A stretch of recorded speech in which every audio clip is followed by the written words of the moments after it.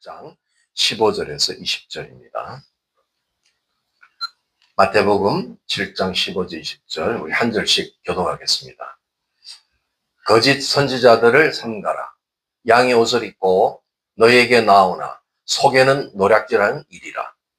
그들의 열매로 그들을 알지니 가시나무에서 포도를 또는 은건기에서 무화과를 따겠느냐.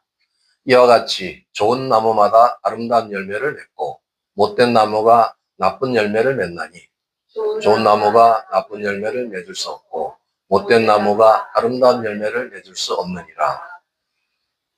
아름다운 열매를 맺지 아니하는 나무마다 찍혀 불에 던져지니라. 이러므로 그들의 열매로 그들을 알리라. 아멘. 오늘 마태복음 강의 11번째 시간으로 천국 시민의 분별 이런 제목으로 말씀을 선포하겠습니다. 마태복음 이제 7장 후반부에 들어섰는데 이 7장까지가 산상수훈이죠. 그래서 산상수훈을 이렇게 종합해서 결론적인 그런 강조의 말씀이 있고 또 우리 교회 공동체가 어떻게 이 어려운 시대를 잘 감당할 수 있을까? 무엇을 경계해야 되는가? 이것을 중점적으로 다루고 있습니다. 그래서 오늘 우리가 읽은 이 15절부터 20절 내용은 교회 공동체를 위한 바로 경계. 한마디로 말하면 거짓 선지자를 주의하라는 거죠. 거짓 선지자는 예수님 당시 그 이전부터 활동하는 아주 오래된 이런 직업인이라 할 수 있어요. 오늘 이 시대도 얼마나 많은 거짓 선지자가 활동하는지 모릅니다. 그 거짓 선지자란 원어적인 뜻이 풀수도 프로페테스란 말이 선지자인데 가짜 선지자, 거짓말을 통해서 영업하는 선지자 이런 뜻이에요. 그래서 우리 한국뿐만 아니라 온 세계 도처에 이 거짓 선지자들이 거짓된 복음, 거짓된 그런 가르침으로 지금 역사하고 있는 시대이기 때문에 반드시 이런 데서 소원하지 말고 미혹받지 말고 주님이 오시는 그날까지 바른 진리를 통해서 바른 복음 안에 우리가 경계해서 살아가야 하는 것을 말씀합니다. 이 거짓 선지자는 항상 그 중심에 거짓된 탐욕이 있지만 우리 원래 참 선지자, 하나님이 이렇게 기름 부어 쓰는 선지자는 하나님의 말씀을 미리 들어가지고 그것을 대언하는 거예요. 그래서 이제 미리 알려주고 그것을 대언하도록 한다. 그래서 선지자라고 해요. 미리 알려준다. 그러니까 하나님의 것을 정확하게 알아서 대언해 주는 거예요. 그러나 거짓 선지자라는 이 존재들은 하나님의 말씀을 받은 자들이 아닙니다. 자기 생각, 어떤 자기의 욕심, 탐욕 이런 것들을 통해서 거짓말로 그 따르는 무리를 노략질하는 거예요. 결국은 그 거짓 선지자를 따라가면 영혼이 피폐할 뿐만 아니라 모든 걸 다 잃어버려요. 이런 악질들이 있다는 거죠. 그래서 이들은 거짓과 탐욕으로 기본적으로 속이는 자. 그 속인다는 걸 보면 벌써 사단의 종이라는 걸 알 수 있죠. 사단은 처음부터 거짓말하는 존재잖아요.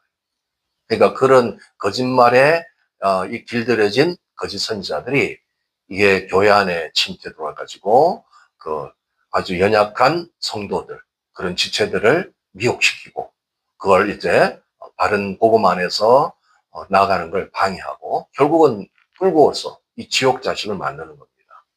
그래서 주님께서 오늘 어떻게 해야 되냐? 이런 선지자들이 많이 활동하는 건 맞지만 그 중에는 참 선지자와 거짓 선지자가 섞여 있으니까 이것을 열매로 분별하라. 열매를 보면 알 수 있다는 겁니다. 그들이 말하는 어떤 그 잡채의 어떤 메시지만 가지고 분별할 것이 아니고 그들의 삶과 사역의 현장에 가서 그들이 어떤 자인가 열매를 보라는 겁니다. 나쁜 열매를 가지고 있는 결국 거짓 선지자는 나쁜 열매를 맺게 되겠죠. 그들은 벌써 중심에 탐욕이 있죠. 욕심, 더러운 탐욕을 갖고 있고 불의한 일들을 행하고 뭔가 이익만 있다면 모든 불의, 죄악을 저지르고 이렇게 해서 결국은 많은 교회에 피해를 주고 하나님 나라를 대적하는 그런 존재들이라는 것이고 이제 좋은 열매를 맺는 참 선지자는 성령님과의 온전한 교제, 그분의 음성을 듣고 그분의 지도를 받아서 삶 자체가 선한 열매를 맺는 거예요. 그래서 많은 사람들을 유익해 줘요. 그래서 참 선지자를 따라가면은 우리의 신앙과 우리의 영적인 큰 도모들이 일어날 뿐만 아니라 우리의 삶에도 굉장한 많은 지침과 이런 인도를 통해서 삶이 형통해지는 그런 사역을 하는 자들을 참선지자라고 합니다. 이제 주님께서 그 이후에도 계속 말씀하지만 어떤 사역자들은 막 능력을 행해요. 거짓 선지자인데 능력을 행하는 수가 있어요. 그래서 막 때로는 예언도 하고 기적도 행하고 귀신도 쫓고 그러는데, 사실 거짓 선지자의 가장 중요한 그 핵심은 산상수훈의 말씀대로 살지 않는 거예요. 삶을 보면은 하나님의 진리로 충만하지 않고 자기가 그냥 살고 싶은 대로 사는 거예요. 그래서 우리가 이 산상수훈의 이런 삶이 없이 어떤 사역을 하면 마지막 심판 때에 하나님 앞에 외면당할 수 있다는 거죠. 난 너 모른다, 이렇게 얘기할 수 있죠. 그것만큼 정말 이게 충격적인 것이 없을 거예요. 때로는 거짓 선지자가 자기는 선지자인 줄 알다가 사단의 미혹을 통해서 자기가 이렇게 거짓 선지자 모르고 활동할 수도 있습니다. 근데 늘 그래서 진리의 말씀으로 자기를 성찰해야 되는데, 거짓 선지자들은 결국은 하나님 앞에 심판대에서 비참한 그런 결과로 멸망당할 존재들이죠. 그러니까 그날 이제 다가오는 이 종말의 심판대는 우리 모든 자들, 믿음의 또 이런 과정을 겪어오는 모든 삶을 다 평가하지만, 이런 직분자들, 특별히 이 선지자들도 다 거기에 심판 대상이 되는 겁니다. 그럴 때 주님의 기준은 오늘 우리가 같이 나누고 있는 이 말씀, 진리의 말씀, 네가 어떤 삶을 살았는가, 어떤 동기로 어떤 열매를 맺었는가, 이것이 기준입니다. 그래서 참 오늘 이 시대에 너무 미혹이 많고 속이는 역사가 너무 많고 거짓말이 너무 많고, 우리 한국에는 사단이 너무 좋아합니다. 한국 사람들의 성향을. 왜 그러냐면 거짓말을 너무 좋아하고, 툭하면 거짓말하고, 또 그렇게 하니까 서로 속이고 속고 이렇게 사는 이상한 사회가 되어 있는 거예요. 아무리 잘 살고 경제되고 가면 뭐 하겠어요. 삶 안에 이런 많은 이런 사기들이 있고 거짓이 있기 때문입니다.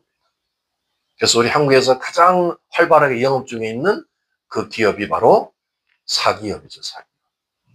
보이스피싱을 비롯해서 어마어마한 이 사기꾼들이 설치는데, 영적인 세계도 이런 영적 사기꾼들이 있다. 그래서 여러분들이 그냥 솔깃한 어떤 소리, 뭐든지 사기꾼은 미끼를 갖다 주잖아요. 뭔가 이렇게 있을 것 같은, 뭔가 먹음직한 거, 이런 거 갖다 준다고요. 그런 거 분별 못하고 덥석 먹었다가는 완전히 그냥 한마디로 쪽박 차는 거야. 다 날리는 거죠. 우리의 영혼도 그런 겁니다. 우리 영혼이 주의 진리를 향해서 열심히 더 건강하게 자라가야 되는데, 이런 거짓 선자가 와서 그 노략질하면 우리의 모든 기업을 다 잃어버리는 거예요. 오늘 이 시대가 그렇게 위험한 시대라는 거죠. 그러니까 여러분이 우리가 가장 평범하면서도 어떤 때는 주님 안에 그 평강한 삶을 살고 그 신앙을 살아가는 것이 가장 기초인데, 뭔가 이상한 새롭다, 주변에서 아주 신기하다, 아주 잘 쪼갠다, 쩐다 이런 소리 해가지고 여러분 미혹할 때 조심해야 되는 거예요. 그래가지고 걸려든 사람들이 너무 많습니다. 솔깃한 어떤 메시지, 또 그들 나름의 미끼, 영적 미끼를 탁 던져가지고 확 잡아가는 거예요. 그게 오늘 이 시대에 우리 보고 조심하라는 거. 왜냐하면 지금 이 시대는 예전하고 달라가지고 모든 게 다 이렇게 오픈돼 있잖아요. 개방돼 있고, 모든 사상이 우리 개인 안에 다 들어오고, 인터넷이나 이런 유튜브를 통해서 여러분 안방까지 모든 게 다 들어오기 때문에, 참 진리도 들어오지만 거짓 메시지도 다 들어오기 때문에 그거 분별 못하고 그게 치여 있으면 엄청난 피해를 보게 됩니다. 요즘은 조금 뜸한데, 이제 저하고 이렇게 교제했던 또 우리 교회에서 훈련도 받고 나가고 이러던 분들이 가끔은 막 와서 연락을 해요. 목사님 기가 막힌 걸 내가 지금 발견하고 너무 은혜 받는다고, 그래서 나보고 이제 들어보라고 그 영상을 보내줘요. 내가 듣다가 아주 기겁을 하는 그런 사건들이 많이 있어요. 완전히 이단 사상인데 그걸 듣고는 막 혼자서 행복해가지고 은혜 받았다고 그러고 앉았어. 내가 경고하죠. 당신 지금 누구의 메시지를 듣고 있냐, 어떤 성향이냐 이런 걸 물어보고 그걸 내가 다 지도해주고 그 못하게 하죠. 근데 이게 이미 막 습관이 돼가지고 거기에 현혹돼 있는 거예요. 교회가 그럴 수가 있다. 만약에 거짓 선지자가 교회에 들어오면 교회는 망합니다. 그래서 조심해야 돼요. 오늘 예수님께서 우리에게 어떤 삶을 살아야 되며 또 어떻게 우리를 심판하실까, 모든 또 이런 사역자들, 선지자들 어떻게 심판하실까에 대한 원칙을 거기에 21절부터 23절까지 말씀합니다. 7장 21절 한번 보시겠습니다. 시작. 나더러 주여 주여 하는 자마다 다 천국에 들어갈 것이 아니요 다만 하늘에 계신 내 아버지의 뜻대로 행하는 자라야 들어가리라. 주님 하면은 천국에 들어갈 줄 아는 그게 아니라, 예수님을 아무리 외쳐도 천국에 들어갈 수 있는 게 아니라, 오늘 이 말씀은 예수님 자신이 하셨잖아요. 어떤 자가 들어갈 수 있다고요? 내 아버지의 뜻대로 행하는 자. 행하는 거에 대해서. 오늘날 참 한국 기독교 안에 이 행함이 너무 연약해졌습니다.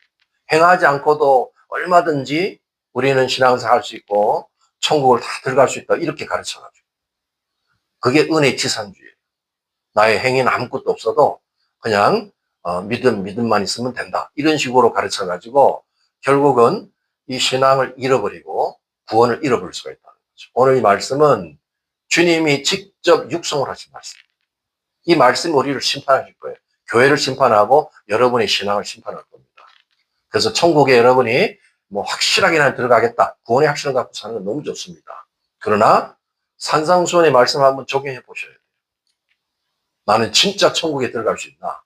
나는 내 아버지의 뜻대로 나는 삶을 그렇게 살고 행하고 있는가? 행함 있는 산 믿음으로 내가 살고 있는가? 아니면 그냥 관념적인 믿음, 행동은 없고 말만 무성한 그런 삶을 살고 있는가? 이 기준을 가지고 주님은 심판하겠다고 말씀합니다. 그러니까 말 잘하고 말 번지르하고 이런 건 아무 의미가 없어요. 그건 그때뿐이야. 그런데 속아 넘어가지 마세요. 여러분 스스로도 이제 이 기준을 놓치면 안 되는 거죠. 구원을 받고도 산상수훈에 강조하는 이런 교훈적인 삶이 나타나지 않는다면 그 구원은 잘못될 수가 있다. 구원받는 자는 당연히 하나님의 뜻을 행함으로써 선한 열매를 맺는 거예요. 앞에 이제 선지자 같은 사역자에게 얘기도 했지만 우리에게도 이게 적용되는 거예요. 우리도 선한 열매를 맺어야 되는 거예요.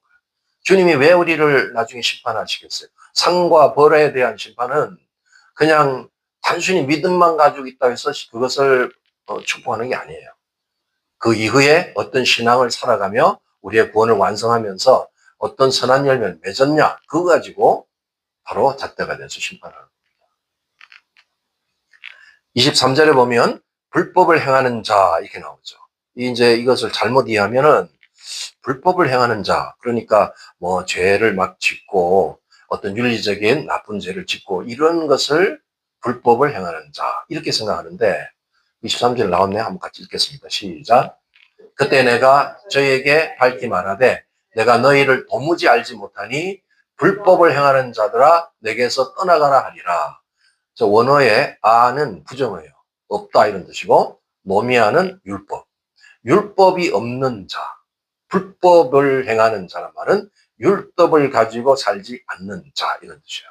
그래서 쉽게 말하면 예수님이 지금 말씀하는 산상수훈의 말씀을 가지고 살지 않는 자 이런 뜻이에요. 불법은 예수님이 율법을 완성시킨 그 율법의 정신이 바로 산상수훈이에요.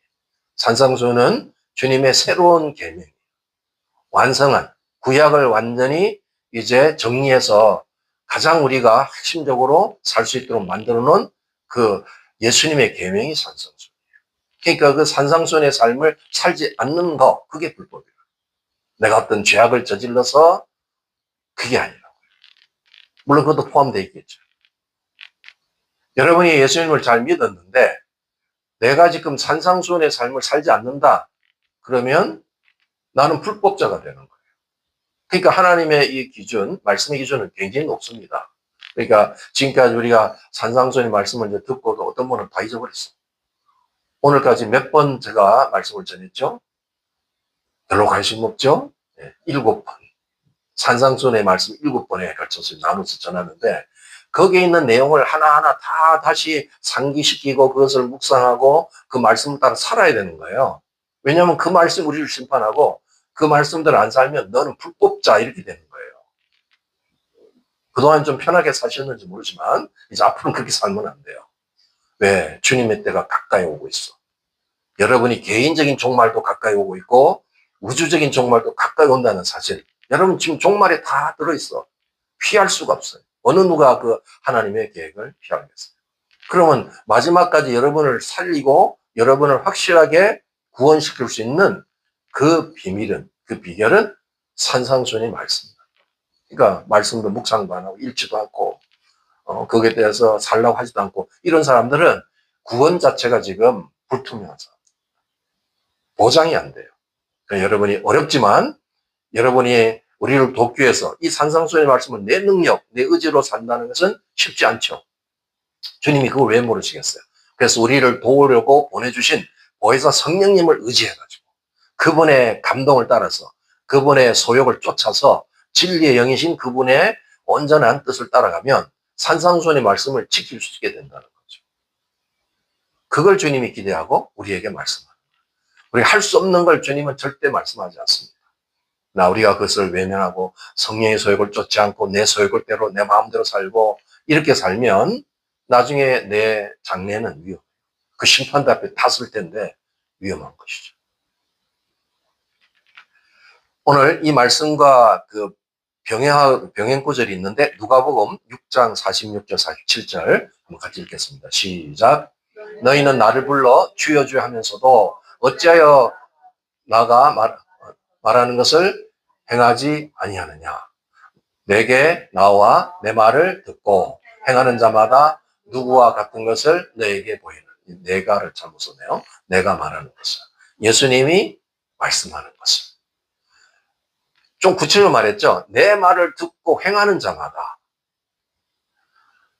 나와 어떤 주님께서 이제 누구와 같은 것을 너에게 보일 것이다 해놓고 제가 뒷구절을 읽어보면 저게 이제 반석 위에 집을 짓는 자 그런 뜻이에요. 내 말을 듣고 행하는 자는 단단한 반석에 넘어지지 않는 그 집을 짓는 자가 될 것 같이 그런 역성이 있을 것이다. 결국 행함이 없는 믿음은 가짜라는 거죠. 오늘날 이제 구원파 믿음, 이런 은혜의 지상주의 믿음은 행함을 강조하잖아요. 그냥 어떻게 어차피 우리는 별로 뭐 잘 선행을 못할 거니까 그냥 뭐 믿으면 돼. 이런 식으로 가르치는 건 가짜. 어떻게 성경에서 주님 말씀한 걸 그렇게 도전하는지 모르겠어요.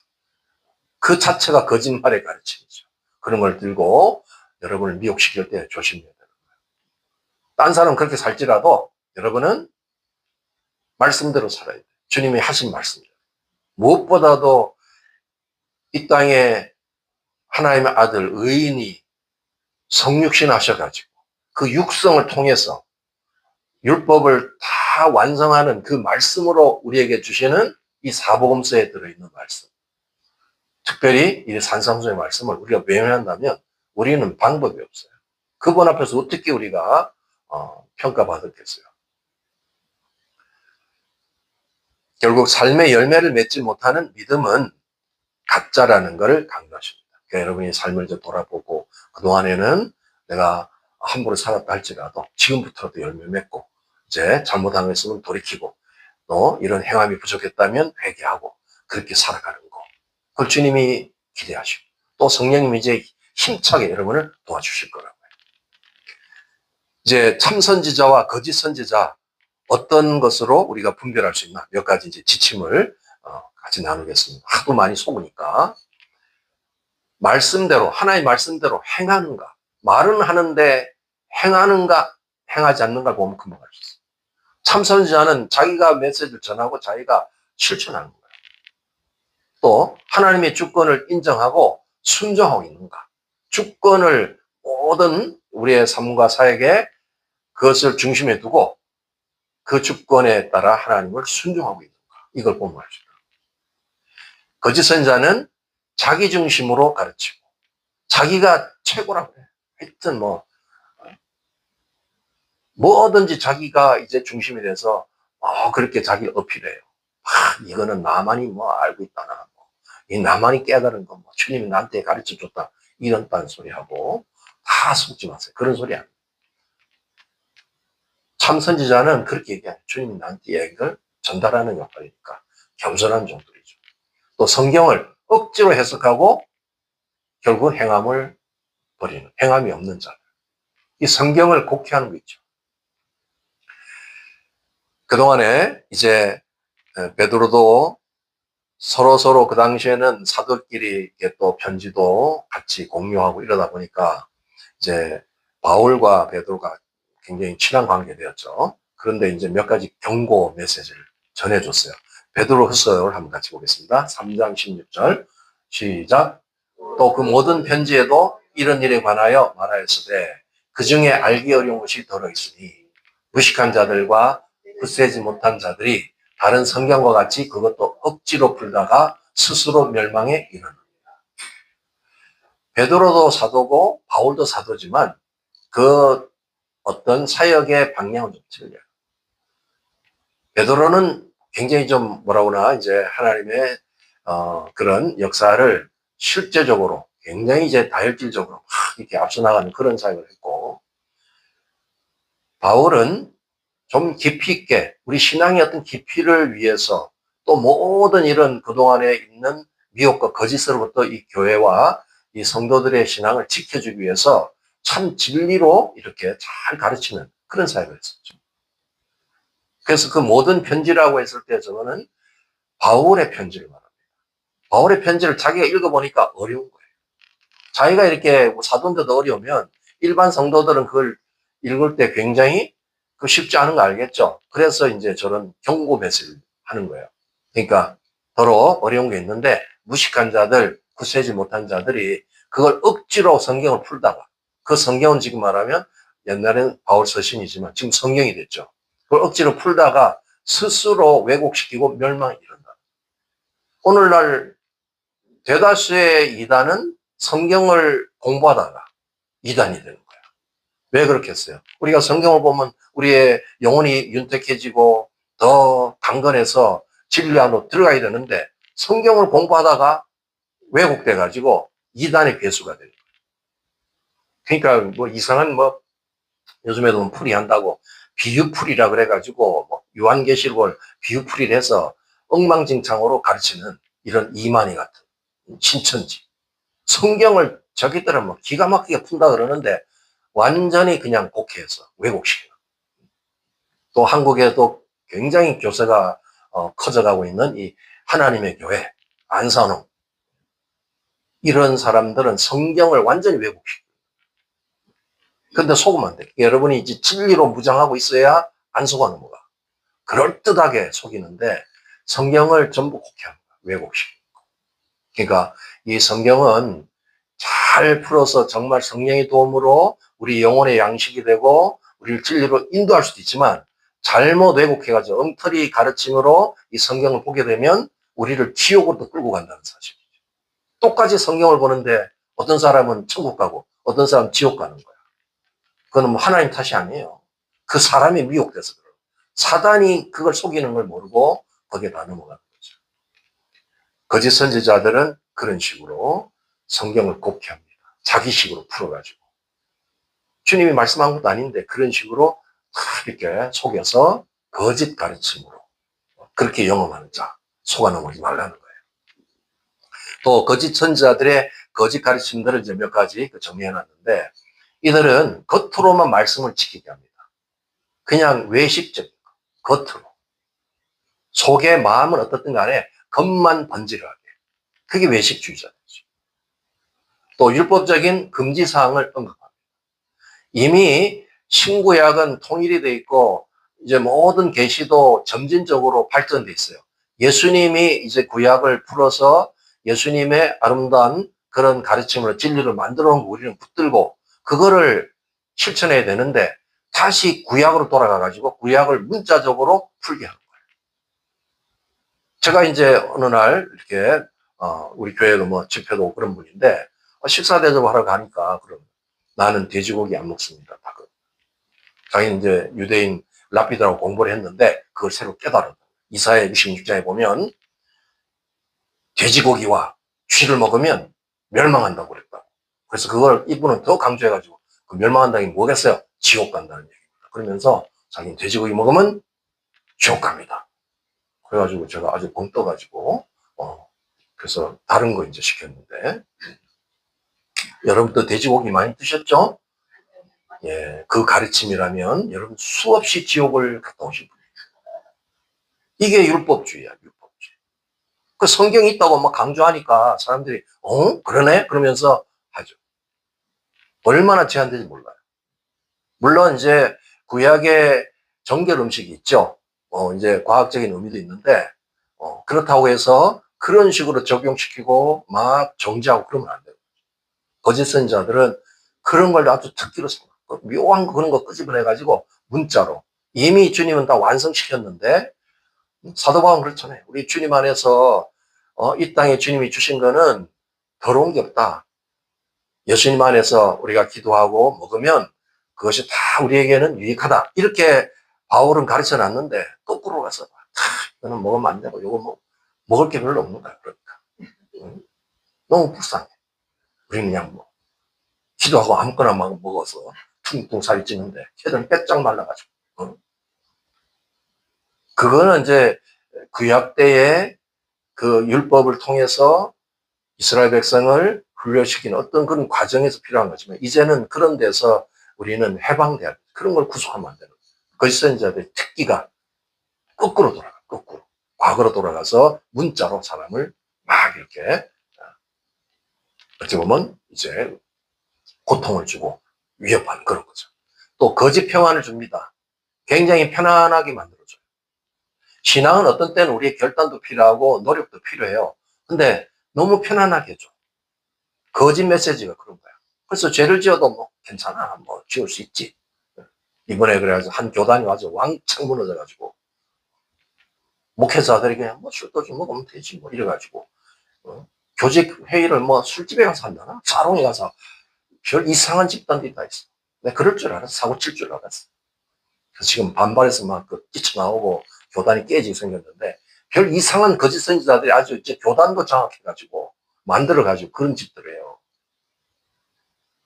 죄를 짓게 만드는 그런 거짓 평안, 그런 거 하면 안 됩니다. 거짓 선지자는 그런 걸 가르쳐. 또 신앙과 삶을 분리시켜. 뭐 신앙과 삶은 삶이고 신앙은 신앙이지. 그래 완전히 괴리시켜서 뭐 신앙은 신앙이죠. 뭐 삶은 뭐 삶은 어때? 이런 식으로. 그거 아니에요. 우리는 신앙으로 삶을 사는 거예요. 그리스도인은 자기의 믿음, 그 신앙으로 삶을 살아내고 열매 맺어 가는 거라고. 뭐 삶은 개판으로 살고 나는 뭐 믿음 있다. 이러면 안 된다니까. 거짓 선지자는 그렇게 가르쳐. 또 교만하고 인간관계를 깨. 자기들만 잘났어. 그래서 그 물이 집단에 들어가면 다른 인간관계 다 깨버려요. 그러니까 자기끼리는 얼마나 친한지 몰라. 결속력이 대단해요. 그러니까 한국에서도 이런 이단들의 교세가 강력해가지고 똘똘 뭉쳐가지고 무너지지 않을 정도로 막 가죠. 그러나 보통의 일상의 대인관계를 다 깨버려요. 어떻게 신앙이 좋은데 관계를 다 깨냐. 이런 것들은 거짓 선지자들이 가르치는 거예요. 이런 걸 이제 여러분이 가지고 있으면 요령이 생기죠. 이게 속지 않아야 됩니다. 참 선지자는 그들의 관심이 뭐냐? 참 선지자의 중심에는 오직 하나님 말씀, 진리를 전하는 거, 바른 진리를 전하는 거, 그게 그들의 중심에 있어요. 또 오직 영혼에만 관심이 있어. 그와 같이 하늘나라에 다 영혼을 구령해서 영혼을 인도하는데 거기만 관심이 있는 거야. 그러나 거짓 선지자는 관심이 그런 거 아니에요. 이 땅에서 부귀영화를 누리고 탐욕을 가지고 뭔가 이렇게 속여가지고 뺏고 그 탐욕, 그런 것을 이제 추구하는 거예요. 이제 거기 허준 얘기가 나오지만 이 동의보감 쓴 허준이라는 분이 참 명의였죠. 그래서 이분은 어떤 신분 이런 걸 차별하지 않고 그에게 이제 앞으로 한 장 오면 최선을 다해서 섬기고 그렇게 좋은 의술을 베풀어서 많은 사람을 살렸죠. 그런데 이제 그 당시에는 양반과 천민이 있었죠. 쌍놈이라는 천민. 근데 이 양반들이 보니까 기분이 나쁜 거야. 같이 대우해가지고 같은 데다 같이 막 병상에다 눕혀놓고 우리를 막 그냥 천민하고 같이 섞거나 막 이러면서. 그리고 어떤 때는 너무 천민들이 환자가 더 많잖아요. 사는 게 힘드니까. 그러니까 양반들이 돌봄을 못 받으니까 이제 막 핍박을 했어. 허준 선생 그러면 되겠어? 이러면서. 그 천민들은 뭐 하려고 그렇게 애를 쓰냐? 걔들 돌보지만 우리나 잘 돌봐달라고 막 그랬어요. 그럴 때 이제 한마디 딱 한 거죠. 한번 얘기해보세요. 같이 읽어보겠습니다. 시작. 제 눈에는 환자만 보입니다. 내 눈에는 환자밖에 안 보이는 거야. 거기에 부자나 가난한 사람, 천민, 양반 그런 게 내 눈에는 안 보입니다. 아주 철퇴를 가한 그런 아주 훌륭한 메시지죠. 그게 오늘 선지자들이 보는 관점이에요. 선지자들의 눈에는 오직 영혼만 보여. 그 환자가 어떤 사람인가, 그가 다루는 사람의 뭐 재산 정도가 어떤가 이런 게 중요한 게 아니에요. 그 영혼만 보이는 거야. 그 영혼을 살리기 위해서 거기에 집중해야지. 거짓 선자는 벌써 이렇게 뭔가 좀 얻을 게 있나 이런 거 살펴. 기가 막히게 돈 냄새를 맡고 그런 데 가서 거짓 메시지를 전해서 사람을 현혹시키고 이런 짓을 하는 거예요. 속으면 안 되죠. 그동안 여러분도 좀 속은 분이 계실 거예요. 앞으로는 절대 속지 마세요. 산상수훈의 이제 마지막 결론 부분이 24절부터 29절까지 있습니다. 그 결론을 한마디로 말하면 천국 시민은 하나님의 말씀 위에 집을 짓는 자다. 한번 같이 해보시겠습니다. 시작. 천국 시민은 말씀 위에 집을 짓는 자다. 곧 천국 시민은 하나님의 원칙대로 사는 자, 하나님이 가르쳐준 대로 사는 자. 그게 산상수훈에서 마지막 강조하고 있습니다. 그래서 그 비유적으로 이제 쭉 말씀을 24절부터 27절까지 집에 대한 얘기를 하는데 같이 읽고 말씀을 정리하도록 하겠습니다. 시작. 그러므로 누구든지 나의 이 말을 듣고 행하는 자는 그 집을 반석 위에 지은 지혜로운 사람 같으니 비가 내리고 창수가 나고 바람이 불어 그 집에 부딪히되 무너지지 아니하나니 이는 주추를 반석 위에 놓은 까닭이요. 나의 이 말을 듣고 행하지 아니하는 자는 그 집을 모래 위에 지은 어리석은 사람 같으리니 비가 내리고 창수가 나고 바람이 불어 그 집에 부딪힘에 무너짐이 심하니라. 아멘. 이걸 통해서 이제 마지막 산상수훈의 이제 결론을 말씀하는데 여기 보면 반석하고 모래를 대조하고 있죠. 집을 짓는데 반석에 지을 것이냐 모래에 지을 것이냐 잘 분별해라. 그걸 이제 설명을 좀 붙이면 반석에 짓는다는 것은 말씀을 듣고 행하는 자를 말합니다. 지금까지 계속 강조하고 있는 게 말씀을 듣고 행하는 거죠. 그게 반석에 짓는 사람들의 특징. 결국 산상수훈의 말씀, 그 순수한 동기로 집을 지어가는 사람. 산상수훈 우리 앞부분에서 8가지 성품을 가지고 사는 사람이 천국시민이라고 그랬죠. 그 8가지 성품으로 집을 짓고 또 빛과 소금으로 집을 지어가는 자. 이런 사람들은 반석에 지어져서 어떤 외부의 위기가 오더라도 홍수가 오고 강풍이 오더라도 반드시 이 집은 세워진다. 그러나 이제 모래 위에 집을 짓는다면 어떻게 될까? 그건 뭐 틀림없이 무너지겠죠. 산상순이 아닌 다른 재료를 가지고 집을 짓게 되면 이건 모래 위에 집을 짓는 거예요. 오늘날 주의해야 될 사상이 뭐냐? 혼합주의와 인본주의예요. 이게 지금 한국의 신학교 교회 잠시해서 이 교회를 이제 흔들고 있어요. 어마어마한 지금 위력을 갖고 굉장히 지금 역사하고 있는 큰 사상들이기 때문에 조심해야 됩니다. 혼합주의라는 건 하나의 말씀을 얘기하는데 거기에 다른 사상을 집어넣어요. 그럴듯한 사상을 또 세상적인 사상 이런 철학을 집어넣어서 뒤섞어놔요. 그게 혼합주의야. 그러나 혼합주의는 결국 무너집니다. 인본주의라는 것은 자신의 경험, 인간 중심으로 어떤 이런 체계를 가지고 들어오는 가르침이에요. 그 인본주의 신학 이런 것들이 지금 들어와서 사람들의 믿음을 다 뺏어갑니다. 그래서 뭐 하나님 말씀하는 건 뭐 우리로 이해해서 이렇게 이해하면 돼 이런 식으로 해서 전부 다 그냥 말씀을 난도질해가지고 믿을 게 별로 없어요. 그게 자유주의 신학이 바로 그런 짓을 합니다. 그런 사상으로 내 신앙을 지으면 모래 위에 지은 것이 돼서 다 무너지게 된다. 우리가 하나님이 가르쳐준 대로 바로 산상수훈의 말씀을 재료로 해서 지으면 그건 견고하게 지어져서 나중에 그것은 우리의 아름다운 집으로 하나님 앞에 봉헌될 것입니다. 다 열매를 인정받게 될 것입니다. 그럼 모래 위에 지은 것은 아무것도 남지 않습니다.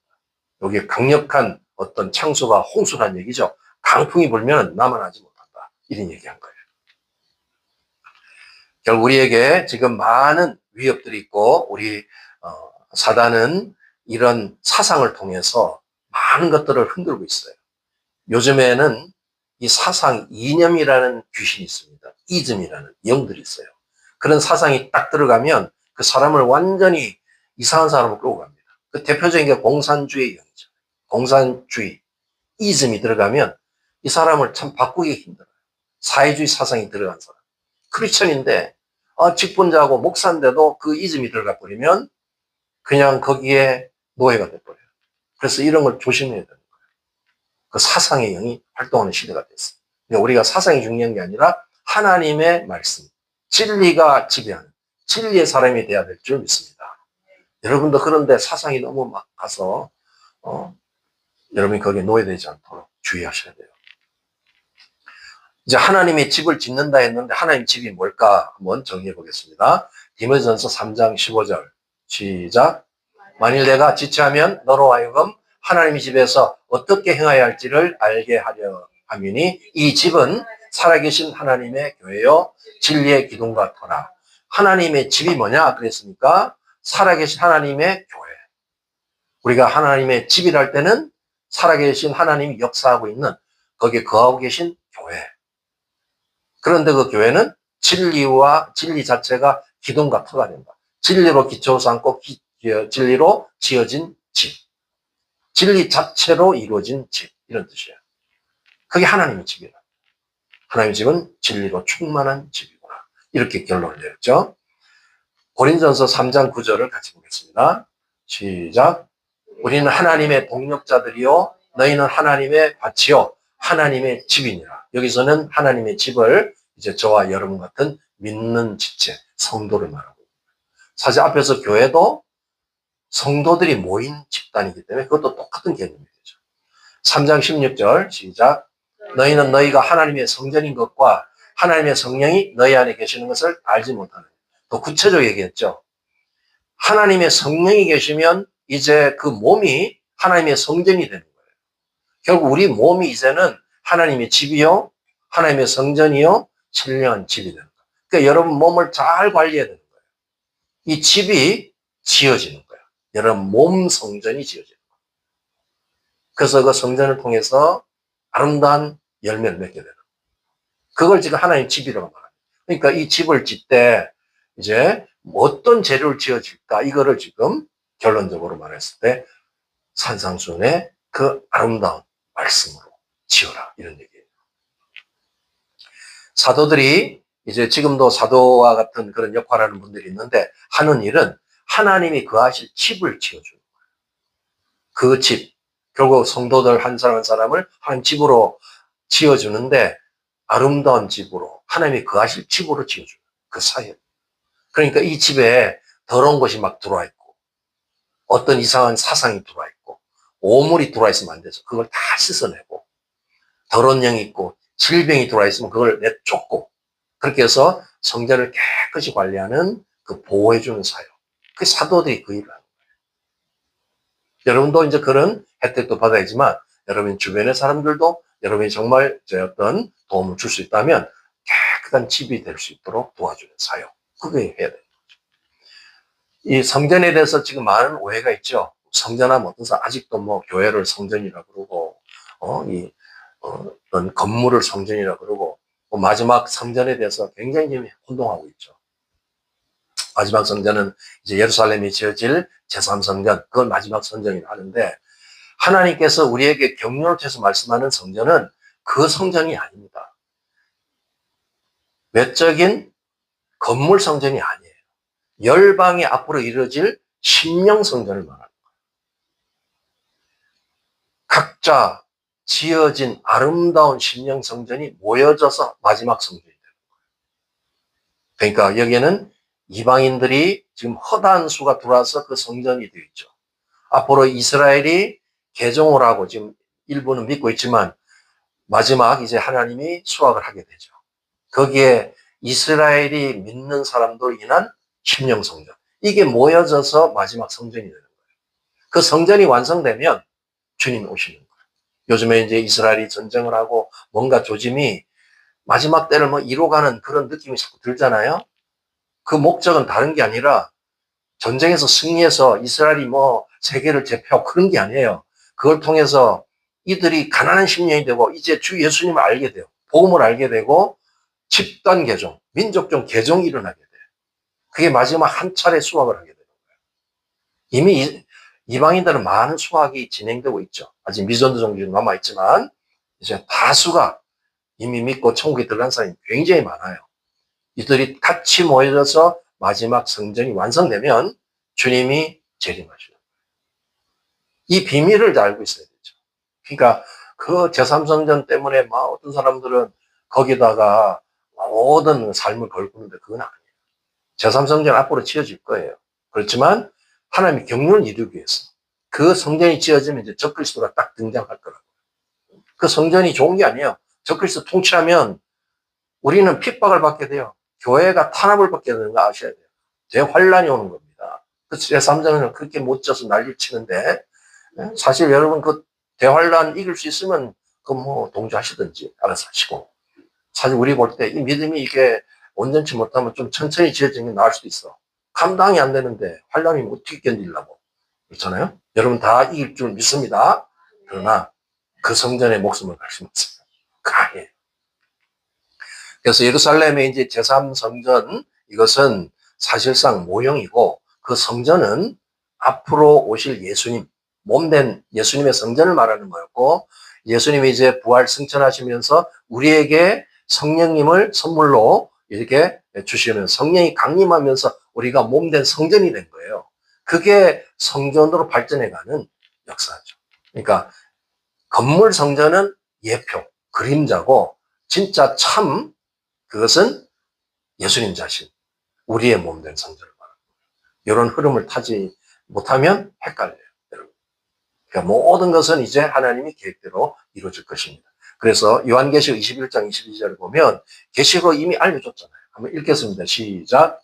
성 안에서 내가 성전을 보지 못하였으니 이는 주 하나님 곧 전능하신 이와 및 어린 양이 그 성전이십니다. 저 성은 예루살렘 성전.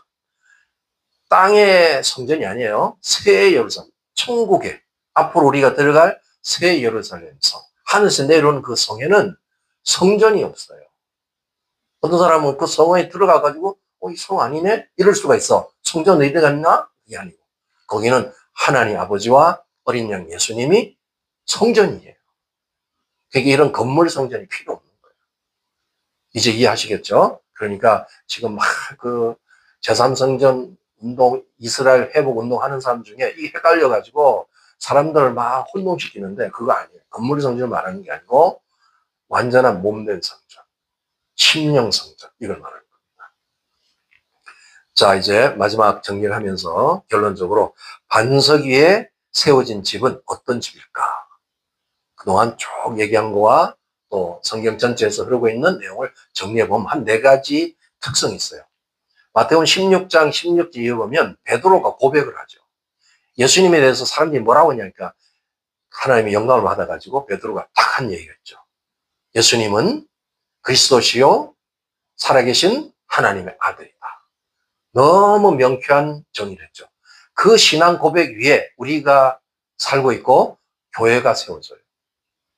그러니까 반석에 지어진 집의 특성은 바로 예수님을 절대적인 구원자, 하나님 아들이시고 그분은 그리스도시고 우리를 완전히 구원할 그런 영원한 왕으로서 고백하는 신앙 위에 집을 지어야 돼요. 그럼 오늘날 종교다원주의의 사상을 갖고 집을 지으면 어떻게 되는 거예요? WCC, NCCK, 뭐 WEA 이런 사상을 이제 받아서 거기에 신앙생활 하면 어떻게 된다는 거예요? 모래 위에 집을 짓는 거예요. 다 무너집니다. 나중에 심판에 나만 할 수가 없어요. 다 무너집니다. 그러니까 여러분이 그런 사상을 갖고 있는 사람들 주변에 있다면 빨리 권면해서 나와야 됩니다. 저 신앙으로 돌아가야 돼요. 예수님만이 유일한 구원주시고 예수님만이 우리를 심판하실 유일한 왕이시라는 사실. 그게 기초를 가지고 있어요. 두 번째는 유다서 20절에 말씀하고 있는데 거룩한 지극히 거룩한 믿음의 터 위에 세워진 집. 지극히를 강조했어요. 거룩한 믿음도 정말 좋은 믿음인데 더 거룩한 지극히 거룩한 믿음 위에 그 터에 세워야 됩니다. 믿음의 근간을 가지고 믿음 위에 세워야 된다. 다른 어떤 잡된 사상의 집을 지으면 안 돼요. 우리는 그리스도를 믿는 그 믿음, 그 유일한 믿음 위에 집을 지어야 돼요. 그게 반석의 집이에요. 세 번째는 말씀이 하나님의 진리의 말씀이 삶의 철학과 원칙이 되는 집. 말씀으로만 우리는 인도받고 말씀이 나의 사상이 되고 말씀을 통해서 우리가 통치받는 그런 원칙을 가지고 있는 집. 세상에도 좋은 이론이 많고 많은 좋은 가르침, 교훈이 있어요. 그러나 그런 것은 부수적인 것이고 오직 진리의 말씀이 나의 모든 것이 되는, 나를 움직이는 원칙이 되는 그런 삶을 사는 사람. 그게 반석의 집이에요. 마지막으로 우리가 계속 강조했던 산상수훈의 원칙을 통해서 세워진 집. 그런 집은 절대 허물어지지 않는다. 완벽하다. 그것은 하나님이 상급으로 영원히 우리에게 주어질 기업의 집이다. 이걸 결론적으로 말씀하고 있습니다. 오늘 말씀을 통해서 교회적으로 거짓 선지자를 잘 분별하고 그걸 대적하고 또 산상수훈을 통해서 반석 위에 성전을 짓는 저와 여러분 되시길 예수님 이름으로 축복합니다. 오늘 같이 한번 기도하실 때 그동안 내가 어떤 삶을 살았나 이제 돌아보시면서 산상수훈적인 삶을 앞으로 더 자주 묵상하고 그 말씀을 실천하면서 내가 살겠다. 오늘 그렇게 결단하면서 기도하시고 우리 한국교회와 이민교회 안에 가만히 스며들어온 이런 거짓 복음들, 거짓 선지자의 가르침 이것을 분별하되 성령님과 진리로 잘 분별해서 거기에 속지 않도록 기도하시고 우리 산상수훈의 말씀의 진리로 더 신령하고 더 튼튼한 심령 성전을 우리가 지어갈 수 있도록 위해서 기도하시고 온 세상 열방이 지금 혼란 중에 있습니다. 특별히 우리 한국, 미국, 북한, 이스라엘 또 전쟁기 이스라엘을 잘 주님께서 보호해달라고 이들이 구원받고 정말 영원한 하늘나라에 들어갈 수 있는 회복된 그런 민족들 나라가 될 수 있도록 위해서 우리 주여 삼창하시고 간절히 통성으로 기도하겠습니다. 주여